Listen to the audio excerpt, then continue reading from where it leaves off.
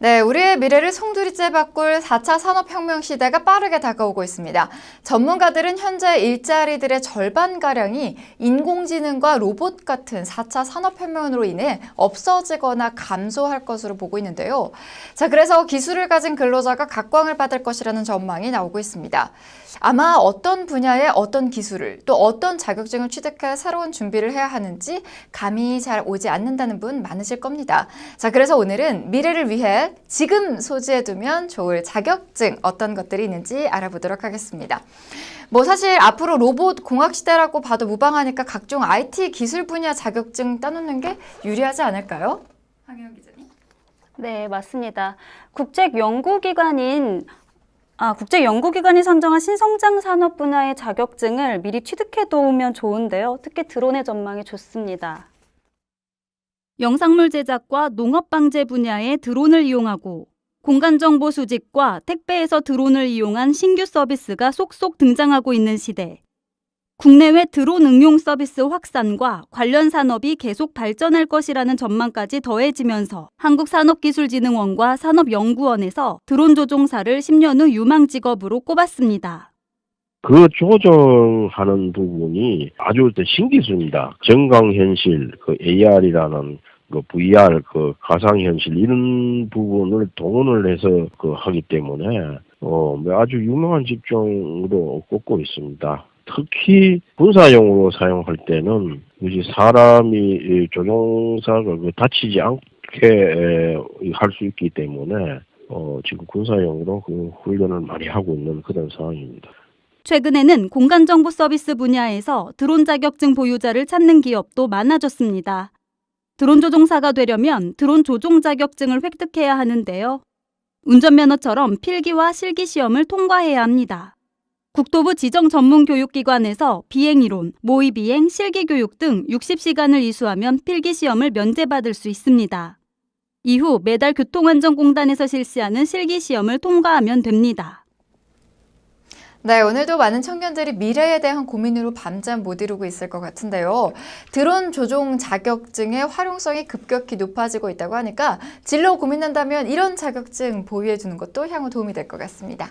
자, 그럼 이뿐만 아니라 또 어떤 자격증이 미래 사회에서 도움이 될지 좀 살펴보도록 하겠습니다. 자, 인공지능과 로봇 기술이 주도하는 세상이라고 해서 이공계열만 주목하고 있으면 안 되겠죠.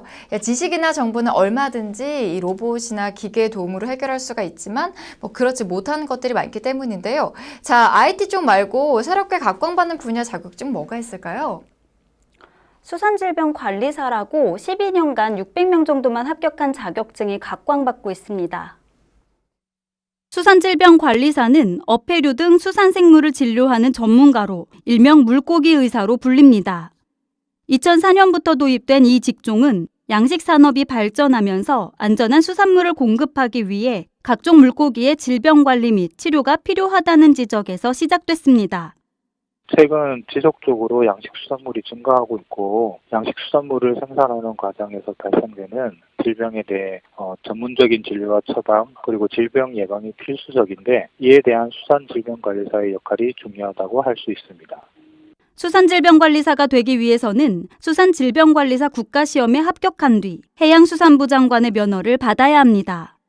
수산질병관리학과 졸업자를 대상으로 매년 1회 한국해상해양수산연수원에서 실시하고 있고 면허를 취득하게 되면 물고기 동물병원인 수산질병관리원을 개업해 양식어업인들에게 양식수산물의 질병 상담 및 진료 서비스를 제공할 수 있습니다. 또한 수산 관련 연구기관에서 공무원이나 전문 연구 인력으로 일할 수 있게 됩니다. 네, 그래도 관련 학과가 졸업자 대상이니까 아무나 자격증을 취득할 수 있는 건 아니네요. 자, 자녀의 진로 방향을 고민하는 부모님 입장이라면 좀 미리미리 고려해보면 좋을 직종일 것 같습니다. 자, 다음은 미래 유망 자격증이 도로교통사고 감성사이네요. 네, 그렇습니다. 자동차 2천만 시대에 살고 있는 우리. 운전면허 발급자는 매년 140만 명에 달합니다. 차도 많고 운전자도 많은 시대에 살고 있다 보니 그만큼 교통사고도 많아졌습니다. 판단하기 어려운 교통사고에 대한 전문 분석가가 필요해졌고 도로교통사고 감정사라는 전문직이 유망직업으로 떠올랐습니다. 수많은 교통사고가 발생하고 있는 오늘날 교통사고 중에는 과실을 판단하기 어려운 사고들이 빈번하게 발생하고 있습니다. 이를 과학적으로 분석하고 감정해줄 전문가를 배출하는 도로교통사고 감정사는 유망한 직종이라고 말씀드릴 수 있습니다. 도로교통사고 감정사는 쉽게 말해 교통사고에 대한 조사와 분석을 하고 정확한 원인을 규명해주는 사람을 말하는데요. 교통사고로 인한 법률적 분쟁도 해결해줍니다. 교통사고 감정사는 학력, 성별 제한이 없는 국가 공인 자격증이고요. 교통사고 관련 민간기업이나 교통과 관련된 국가 공공기관, 운수업체 등에서 채용 우대가 이루어질 예정이라고 합니다. 시험은 1차 객관식, 2차 주관식으로 구성되어 있습니다. 네, 도로교통사고 감정사, 교통사고 홍수 시대의 전문직으로서의 메리트가 확실히 있어 보입니다. 자, 그리고 반려동물을 가족으로 생각하고 함께 살아가는 사람들이 갈수록 많아지면서 이 반려동물의 장래에 대한 관심도 높아지고 있다면서요? 그렇습니다. 반려동물 장례 지도사도 그래서 유망직종으로 떠오르고 있는데요. 협회 관계자 얘기를 들어보시죠. 예전에는 애완동물의 개념이었는데 지금은 이제 우리의 가족의 구성원이라고 생각을 하기 때문에 얘네들에 대한 어떤 마지막에 어떤 그 예의를 갖추고자 하는 어떤 문화가 이미 형성이 되어 있습니다. 선진국의 사례를 볼 때. 그래서 그런 정책적으로 허가를 받은 장묘업을 이용할 수밖에 없는 어떤 법률적인 사항이 있기 때문에 이 장묘업이 앞으로의 전망 있는 직업이 되리라고 저희는 보고 있습니다. 현행법상 반려동물 사체는 생활 폐기물로 분류되어 쓰레기 봉투에 버리도록 규정되어 있는데요. 하지만 가족과 다름없이 생각하는 펫뱀족이 늘면서 사람과 거의 동일한 장례 절차를 마련하려는 경우가 많습니다. 반려동물 장례지도사는 예를 다해 반려동물 장례 절차를 진행해주고 가족들의 슬픔까지 위로해주는 역할을 합니다.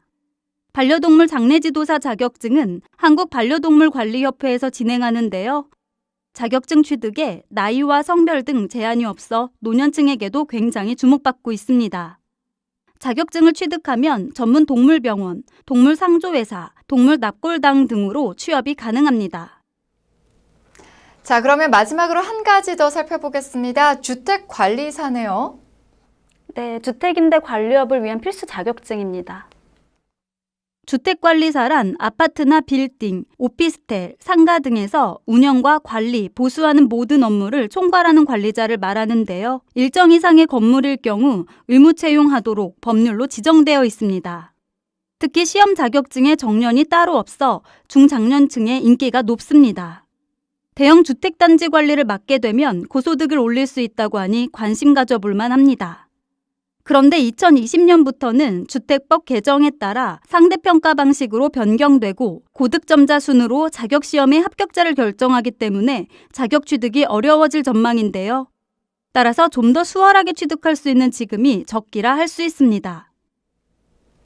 네, 황혜은 기자 얘기 잘 들었습니다. 이제는 정말 미래의 성장 동력이 될 분야가 달라지고 미래 인재들에게 요구되는 역량 또한 달라지고 있습니다. 새로운 시대로의 변화는 언제나 기회와 위기가 있기 마련이죠. 준비되지 않은 자들에게는 위기지만 준비된 자들에게는 절호의 기회가 될 것입니다. 새로운 변화에 능동적으로 대처할 수 있기를 바라보겠습니다. 특히 이 10년 후를 내다보지 못해서 자녀에게 어떤 교육을 해야 될지 몰라서 방황하는 그런 분들, 우리 아이들에게 어떤 능력 키워줘야 될까 고민하시는 분들께 도움이 됐길 바라보겠습니다.